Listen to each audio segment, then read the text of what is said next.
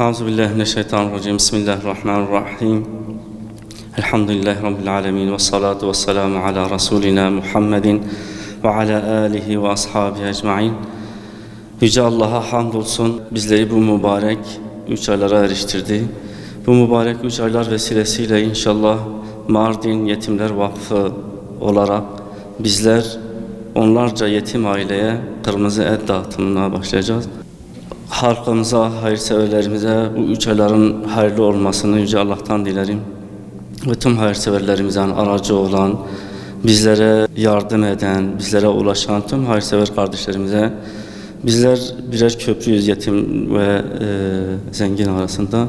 Bize gelen hayırseverler aracı olup onlara inşallah bu 3 aylar vesilesiyle kırmızı et dağıtacağız Allah'ın izniyle. Onlarca aileye dağıtacağız. Bu vesileyle Yüce Allah 3 aylarımızı hayırlara vesile eylesin. Tüm hayırseverlerimizin 3 aylarını şimdiden tebrik ediyorum. Allah'a emanet olunuz. Esselamu Aleyküm ve Rahmetullahi ve Berekatuhu.